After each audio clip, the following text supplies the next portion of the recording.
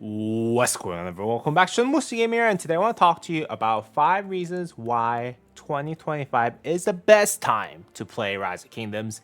Now, before you guys actually comment down below and hate on me and then just press back and throw down the dislike button on that video, trust me, I'm gonna actually do another video about this, the same follow-up video that would actually go over 5 reasons why 2025 is the worst time to play Rise of Kingdoms. But let's just be honest with ourselves. Within the past couple of years, there has been some changes that came into the game that has made the gameplay quite significantly better. And in today's video, we're going to only look at the positive things that came into the game within the last couple of years that made 2025 the best time for you to play Rise of Kingdoms. All right, without further ado, let's just go ahead and jump right in.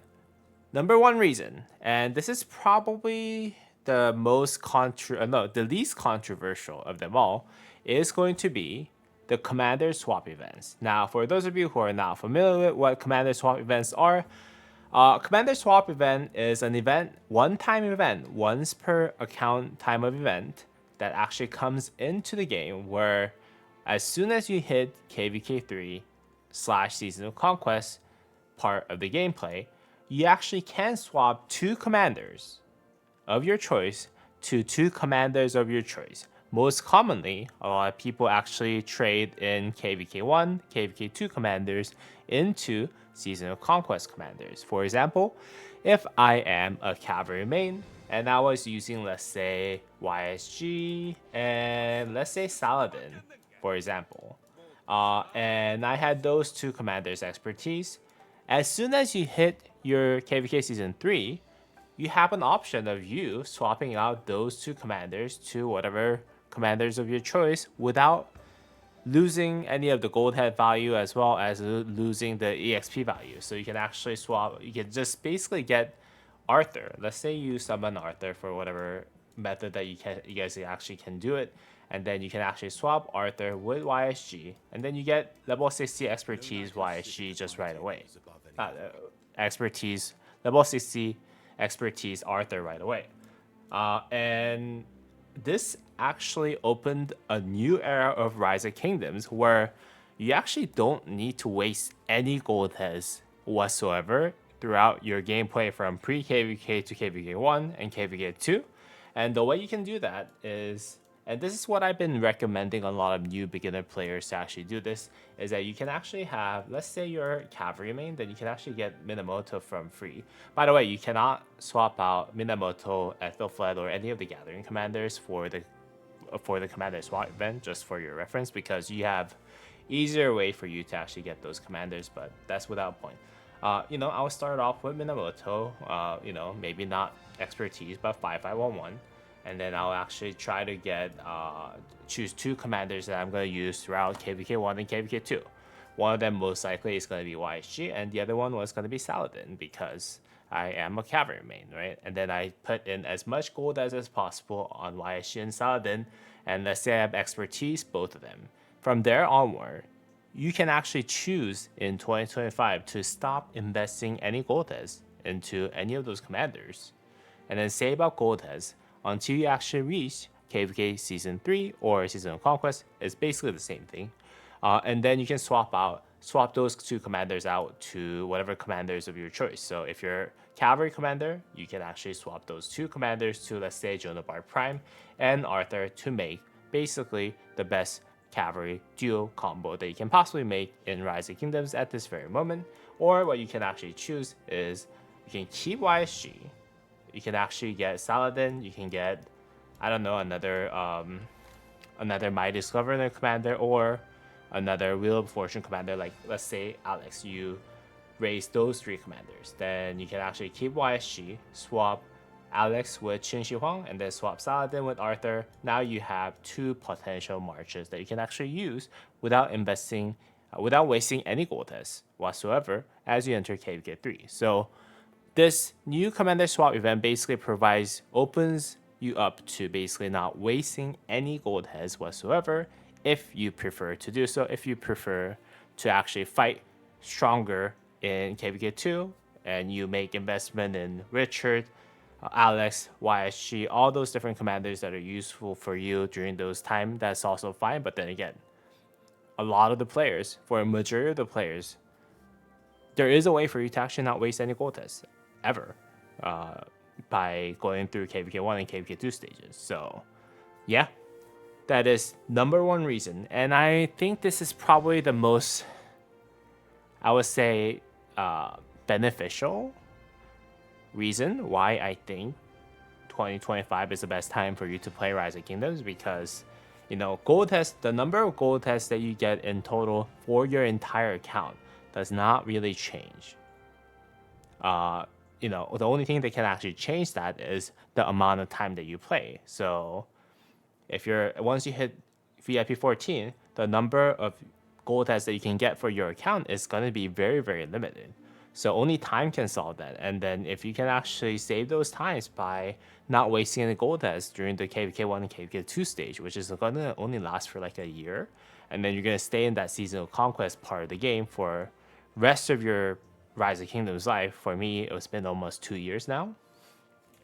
Then might as well find a way for you to save as much gold as possible. And that's what is possible for you now in 2025. Whereas when I was playing 3 years ago, KVK1 and KVK2, and even into KVK3, you were kind of forced as cavalry main to get Saladin and then expertise him. As a matter of fact, if you look at Saladin for me right now, I have Saladin eat up 335 gold heads. Now, the only reason why I didn't swap Saladin out to a different commander is because sometimes Saladin's auxiliary skill / support skills does become pretty important and helpful when you enter some of those KVKs that actually allows you to do so. So that's the only reason why I didn't swap out Saladin. I actually swapped out Cao and Charles Martel, because those two commanders, I could get gold heads a lot.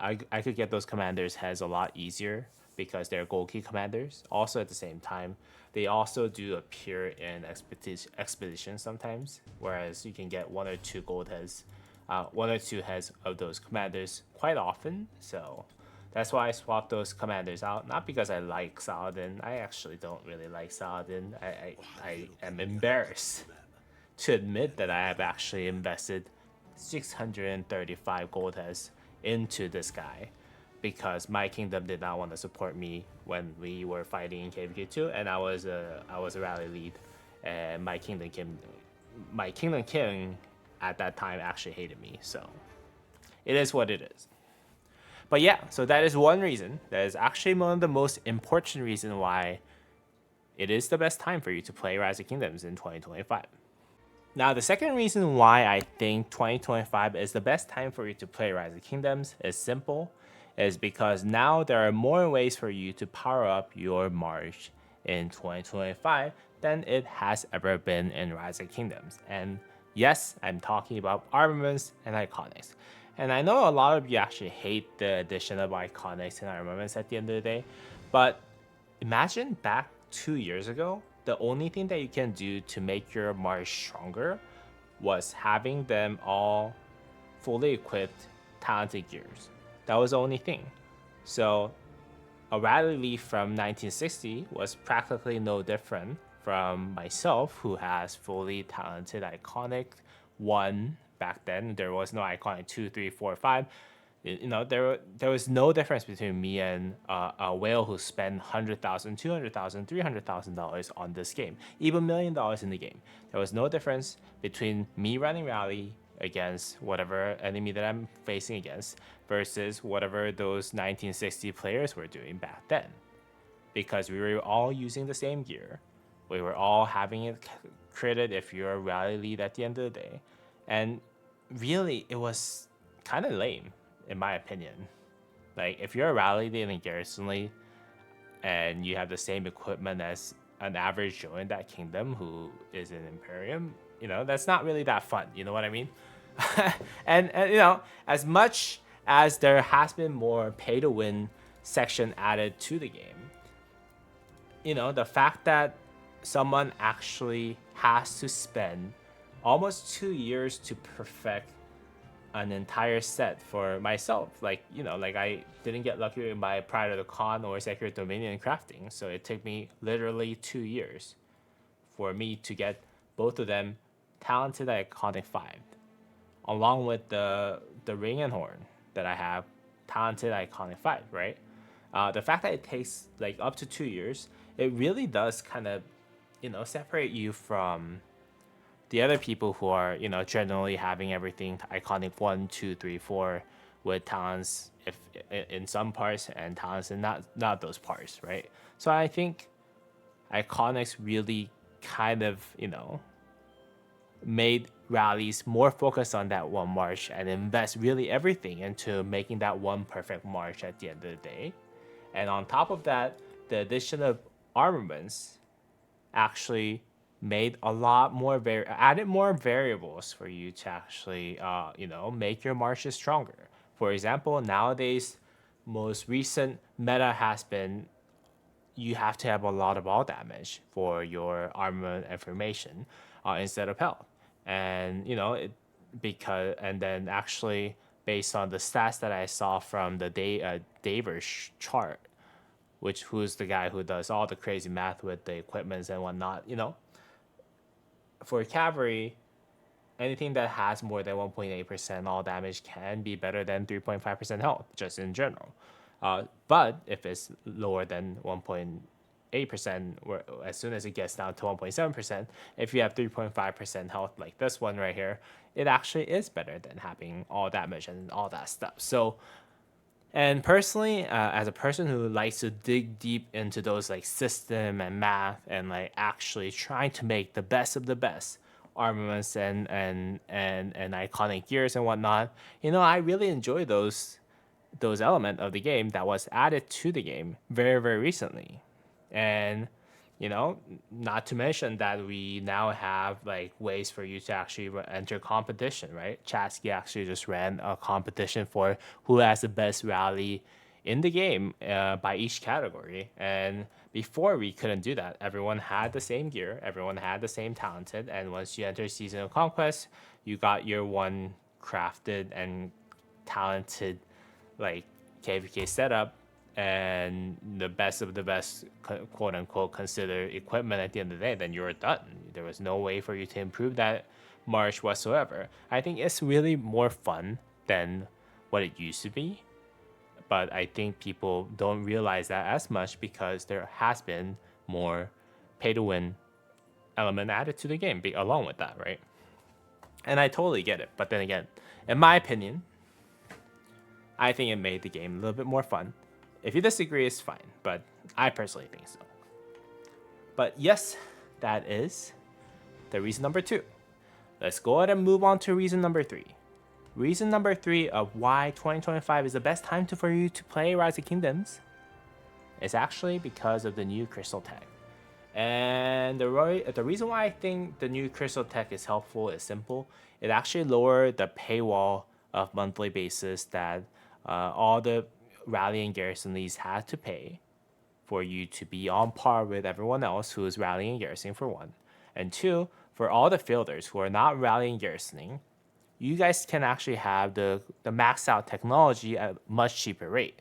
And what I think the Lilith has done is that they have actually moved more spending of the users into armaments and formations and iconics and stuff, instead of putting more focus on, okay, well, we need to make each player has to pay like $400, $500 per KVK on Crystal Tech, and it's less taxing for them to kind of play every other game, play every other month on the KVK, but more so a lot more value has stayed with your account by making you invest more into arch formation, into your armaments and equipments and whatnot. So I think the value of the account has shifted more from, from the each KVK that you actually do. The spending of the account, I mean, has shifted more from spending every other month or so on KVK Crystal Tech to investing more into having a better equipment or armaments. And I think it is a better approach, in my opinion.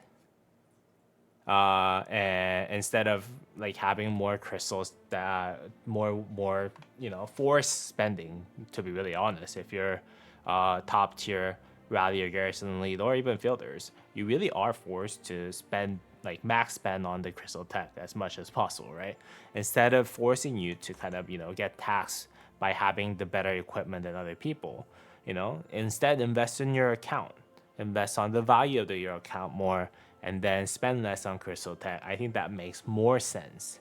Now, I think it would have been better if we just don't have crystal tech whatsoever, but I get it. It's a big part of where Lilith makes money, and I get it. I get it. Like, I would really prefer if crystal tech was gone, to be really honest with you, but that's not something that I can control. The game system was designed like this, and I'm actually at least glad that the new crystal technology lowers the bar for that for everyone at the end of the day. Anyways, let's go ahead and move on to reason number 4. And the reason number 4 why I think 2025 is the best time for you to play Rise of Kingdoms is actually because there is more guides and information that is available for you online than there has been ever before.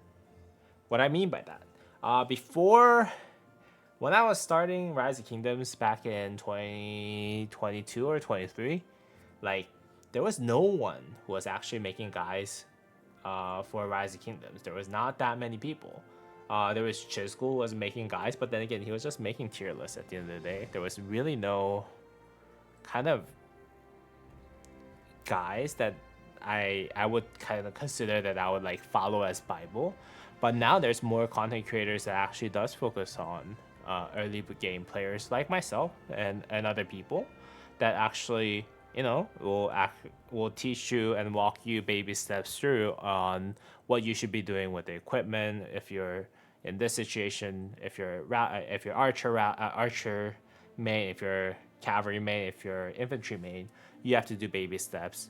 Here's how you would go from having all epic commander as your best pairings to like all legendary commander. Here's what your March 1, 2, 3, 4, 5 is going to look like, and this is what you should be aiming for at the end of the day. I think there's more information that is out there about this than there has been ever before, and information just is free for you to grab on YouTube. So yeah, I think that makes 2025, like, basically right now, the best time for you to play Rise of Kingdoms. And it makes one of the reasons why it is the best time for you to play Rise of Kingdoms, in my opinion.